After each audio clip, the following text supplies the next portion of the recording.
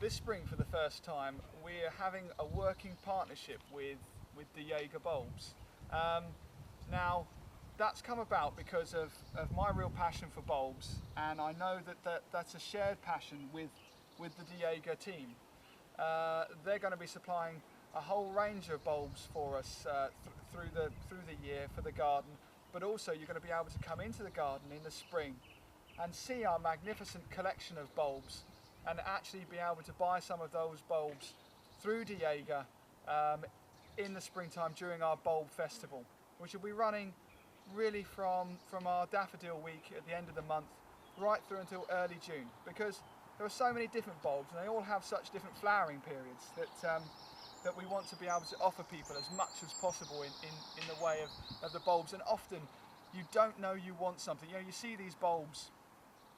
as the kind of the stored tuber, or the actual bulb in a packet, and you just think, oh, I don't want to spend that kind of money on that. And so you'll actually get a chance to see them flowering, like this shepherd's hay. This is a daffodil,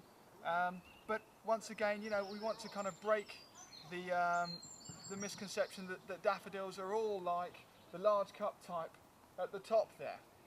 Carboneer. Absolutely beautiful, certainly one of our most classic, the kind of the trumpet types,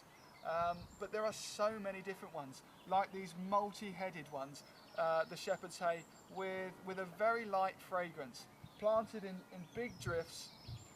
We have daffodils, not just daffodils of course, but at the moment we've got hyacinths, which are nearly in full flower, which as soon as the sun comes out, we hope one of these days, we're going to have a fantastic fragrance right down this long border, and across the garden in the different places we have daffodils.